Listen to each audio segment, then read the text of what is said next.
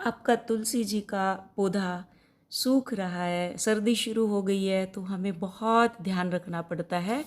या सफ़ेद फ्लाई काले कीड़ों ने घेर लिया है तो हमें तुलसी जी को किस तरह से बचा कर रखना है सर्दियों में और किस तरह उसकी देखभाल करनी है। तुलसी जी का पौधे को हमें सूखने से बचाना है। आज हम स्टेप बाय स्टेप यही बात करने वाले हैं, यही बताने वाले हैं।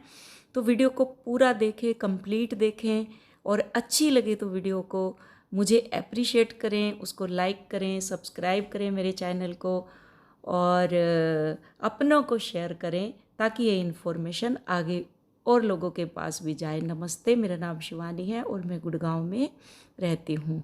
तो अब बात करते हैं हम तुलसी जी की। तुलसी जी के पौधे पर सर्दियों में सफ़ेद फलाई आ जाती है, जो सफ़ेद चिपचिपे कीड़े रहते हैं या काले कीड़े आ जाते हैं या फिट्स आ जाते हैं, फिट्स का अटैक हो जाता है। उसको कैसे हटाना है, इस जानकारी को आप अच्छे से देखिए, जिससे आपकी तुलसी जी का पौधा अच्छा रहे, स्वस्थ रहे, हरा भरा रहे और आपके घर में अबंडेंस और सुख शांति दे। तो स्टेप बाय स्टेप हम समझते हैं। जैसे ये काला सफ़ेद सबसे फर्स्ट स्टेप है। जैसे ये चिपचिपाई अटैक आ चुका है आपके पौधे के ऊपर, तो इसको हमें कैसे बचाना है। सबसे फर्स्ट स्टेप हमारा होता है कि हमें सॉइल मिक्स कैसी करनी है, उसके अंदर हमें पॉटिंग सॉइल कैसी लेनी है। सबसे फर्स्ट हमें यही देखना है। तो हमें 50-50 का रेशियो इसमें हमें तैयार करना है। 50% हमें गार्डन सॉइल लेनी है, 20% हमें सैंड लेनी है, जो हमारी कंक्रीट मीन्स कहने का कि जो हमारी कंस्ट्रक्शन में यूज़ होती है, या कोकोपीट आप ले सकते हैं। 30% आपका गाय का गोबर का जो रहता है खाद, वो आप इसमें यूज़ कर सकते हैं, क्योंकि उससे हमारी मिट्टी भुरभुरी हो जाती है। और भुरभुरी होने से क्या होती है, पौधे को जगह मिल जाती है जिससे जड़ें फैला सके और पौधा मजबूती से खड़ा हो सके।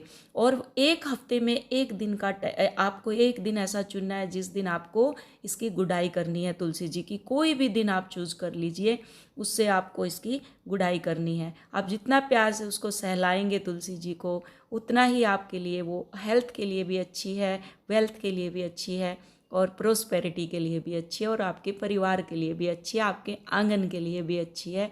तुलसी जी हर तरह से शुभ है। इसके अंदर मेडिसिनल प्रॉपर्टीज़ के साथ साथ हेल्थ, वेल्थ और प्रोस्पेरिटी इसके अंदर रहती है। और ये ऑक्सीजन को भी, हमारी जो आसपास का इन्वायरमेंट है उसको भी शुद्ध करती है। तो ये हो गया हमारा खाद। दूसरा, हमें इसके अंदर ओवर वाटरिंग नहीं करनी। मिट्टी भुरभुरी हो जाए हमें तभी पानी देना है इसके अंदर, अन्यथा पानी नहीं देना। और इसकी ट्रिमिंग करते रहना। जैसे आप कटिंग करेंगे, जैसे ये इसके ऊपर वाइट फंगल आ गया है या इसकी जो मंजरी है, उसके कम से भी कम आपको 2 इंच तक आपको टहनी काटनी है। नहीं तो फिर क्या होगा, जैसे आप ऊपर ऊपर से अगर काट देंगे तो नीचे वाला अटैक आपका फिर से वो आगे बढ़ जाएगा, तो इससे हमारा पौधा सूखने का खतरा रहता है। तो इससे क्या करेंगे हम, अगर आपने ट्रिमिंग मंजरी हटा दी, ट्रिमिंग कर दी, तो जो नई पत्तियाँ आएंगी वो बहुत हेल्दी और मोटी आएंगी। जो नई पत्तियाँ रूट में से निकल के आएंगी वो बहुत अच्छी सी आएंगी।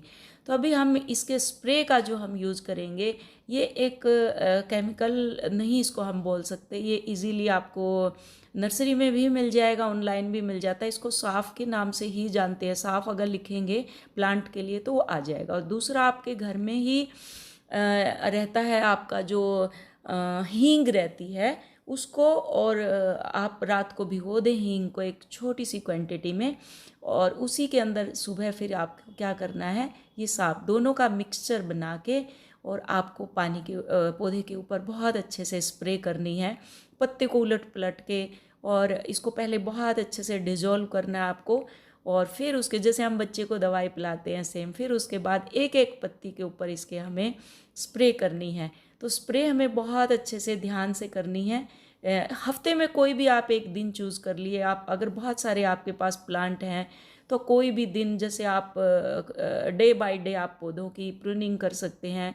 सर्दियों में खासकर तुलसी जी की आप प्रूनिंग कर सकते हैं।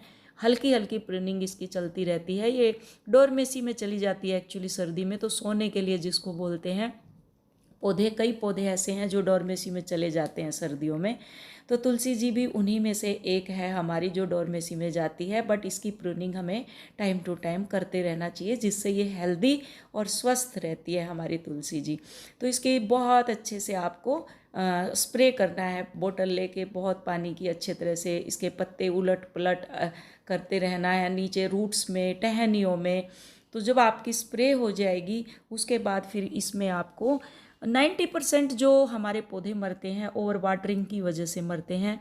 तो ओवर वाटर हमें तुलसी जी में आपने बिल्कुल भी नहीं करना, ओवर वाटरिंग नहीं करनी।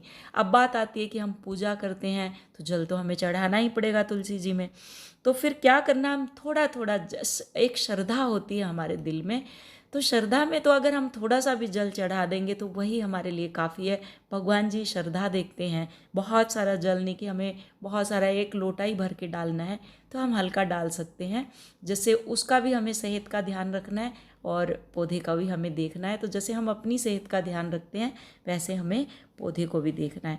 तो ये हो गया हमारा सेकंड। थर्ड नंबर हमारा आता है, सबसे बड़ी प्रॉब्लम हमारी रहती है जो, वो पानी की ही रहती है हमारी जो प्रॉब्लम होती है। और सफ़ेद फ्लाई ये आती ही रहती है आपके पौधे पे, ये बहुत ढीठ होती है जो तुलसी जी के पौधे पे और गुड़हल के, ये खासकर बहुत ही प्रिय पौधे हैं दोनों, जिनके ऊपर ये हमेशा ही चिपकी रहती है। तब हमें क्या करना है, तो ये सब हो गया। इसके बाद हमें इसके अंदर आप डीएपी के दाने, आपको जैसे डीएपी आपको इजी मिल जाती है, आप ऑनलाइन परचेज कर सकते हैं और ये आप दे सकते हैं। और एक हल्दी, अगर फिर भी नहीं हटते तो हमारे जो किचन में अवेलेबल हल्दी रहती है, आप उसको पूरे पत्ते में, इसके आप पौधे में, टहनी में, ये एंटी फंगल रहती है, इसको आप बहुत अच्छे से पूरी उसमें फैला के और रात को छोड़ सकते हैं।